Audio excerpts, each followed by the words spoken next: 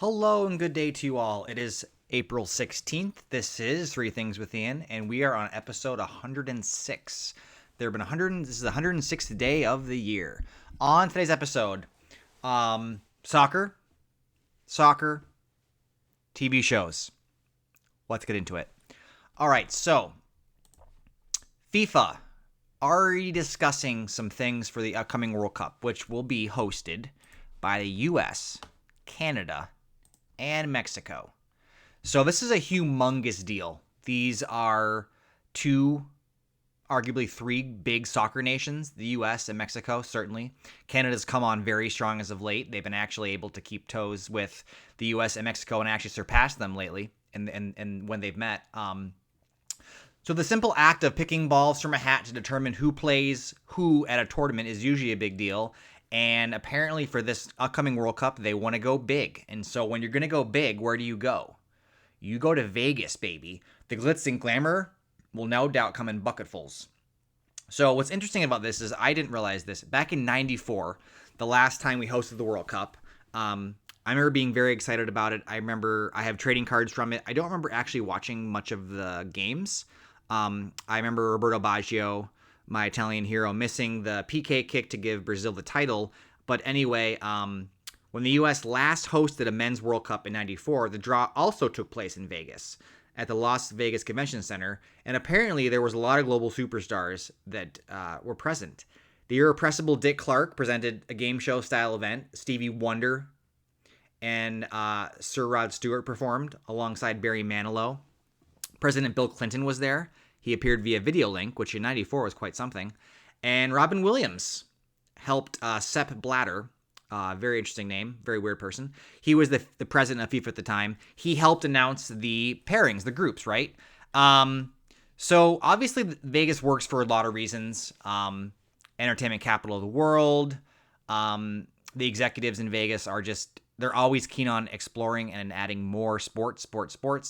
If you look at Las Vegas over the last couple of years, they've added, they started with the hockey team, the Golden Knights. They've added baseball. The A's will be moving there.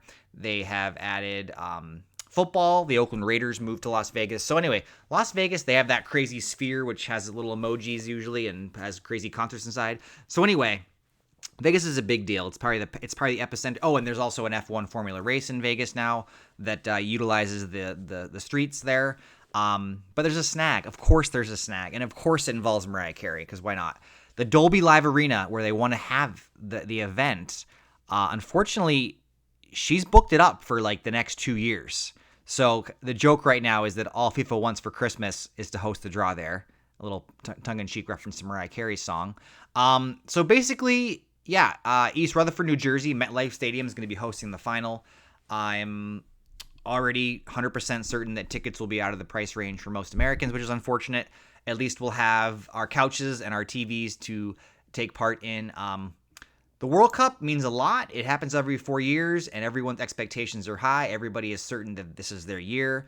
It is only one team's year, and when it actually ends up. And I don't know, the U.S. men's national team. I've debated with many people where we should be, why we aren't the best. And the old argument used to be that our best athletes, right, our LeBron Jameses, our, I don't know, I'm drawing a blank. Our best athletes choose different sports. That is still, I think, largely true, although youth soccer is the dominant sport in the U.S. I work at a school, and like I said before to you guys, the number of soccer kits, number of jerseys, vastly outnumber the basketball and football jerseys. I do think that when we get to high school, there's a bifurcation and we lose some of our best talent to other sports. We have Christian Pulisic, who is one of the top 10 best players in the world by pretty much every metric available, and the general managers who know the sport inside and out have vouched for him. Weston McKennie plays for Juventus. We have way more players playing in non-MLS higher level leagues.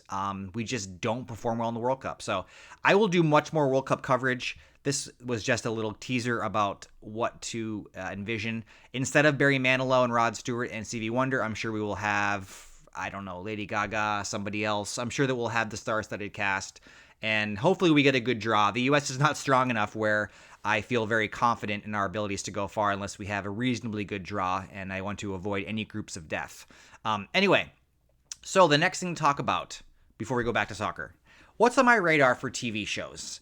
It seems like there's a number of TV shows that are coming out or have started that are really piqued my interest. And Adolescence, which is a Netflix show, it's a British broadcasting original, and it's on Netflix. Like I said, it's 4 episodes. It's a limited series. I just started watching it last night. It did air a little while ago. I don't know the exact date, but I imagine it's been out for a couple months. Anyway, it's a very raw and very stylishly directed show involving a 13-year-old boy who's been accused of murder. And his family his dad becomes like sort of his court appointed adult because he's a youth. And so there's a lot of scenes with dad and him. What I appreciate about this show so far is that it's super unflinching, right? Everything is kind of shot in almost real time. So there are times where the camera is right behind the main character and we just dwell in that moment. There's no cutaways. If somebody's being read a long document or there's a prolonged debate, it doesn't cut. You feel like you're right in the room, and the camera is like very much right behind people, and it moves in a way that's very, very interesting to me, and gives you a very interesting perspective of being in the space, being in the room. And when you're in the room, in the space, you kind of naturally get inside people's heads in a different way. So I'm enjoying that. It's definitely not a show that is butterflies and joy. It's tackling some deep topics about violence and masculinity and what it means to be a child versus an adult. So that's on my radar. The Last of Us has also dropped after a pretty sizable hiatus. I enjoyed season 1. I think we all enjoyed the same episode. You know what I'm talking about, and it's an interesting show. I have dabbled in the video game. I'm not particularly drawn to zombie stuff usually.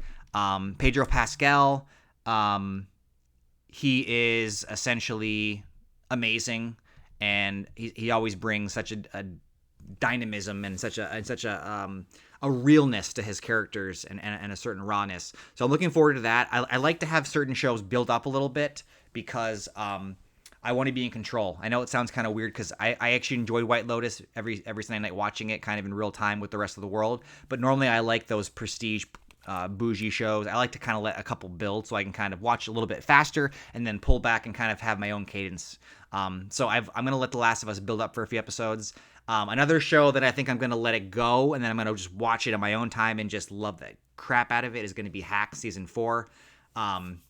Gene Smart, and who's our main character, and then Hannah Endbinders. They're probably the most fun dynamic duo that I've ever seen. Maybe not ever, but I've seen on television in the last, 10, 20 years. They always find just interesting, fresh ways to just mine comedic gold.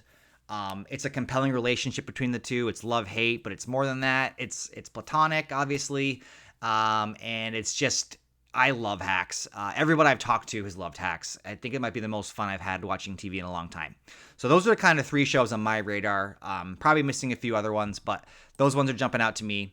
All right, back to soccer, because when in doubt, that's just what I'm doing right now, guys. So the UEFA League matchups are closely coming to an end, or they're coming to an end quickly. And yesterday we had the first leg of the quarterfinals. We had Borussia Dortmund and Barcelona. You play 2 games. You play a home and away game, and then your aggregate score, whoever has the most goals, moves forward. So between Dortmund and Barcelona, you have the Bundesliga team, the German team, Borussia Dortmund. You have Barcelona. Barcelona advanced 5-3 in aggregate. And then you had Aston Villa, which is usually kind of a middling Premier League team, British, playing PSG, Paris Saint-Germain, which is the Ligue 1, the top French league.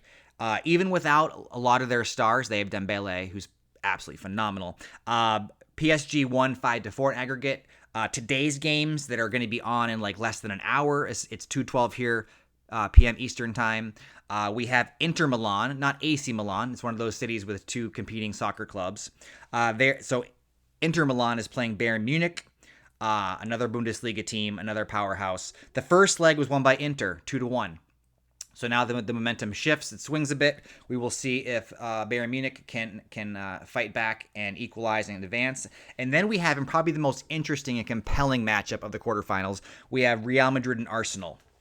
The Gunners, Arsenal, English Premier League team, very historic. Thierry Henry, 100 plus years of history, have never won the UEFA Championships, which is crazy to me. They are playing a Real Madrid team that is stacked, capital S.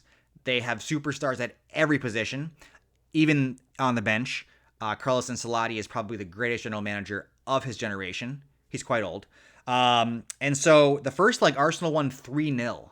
So, and by nil, I mean 0 for those that are not up to date on either Latin or soccer terminology. So we will have to see if Arsenal just needs to not allow a bunch of goals, and they will be playing in the semifinals. So after tomorrow, we will have our semifinals. Remember, the UEFA League Championship is a convoluted mess of a year-long tournament, but essentially you are crowning what is considered to be the best top club team in the world. So it is the premier, it is the highest echelon of teams, and at some point in time, like, everybody is able to be in it, and then it just whittles down to normally your powerhouses, your heavyweights, your blue bloods. But anyway, those are the matchups.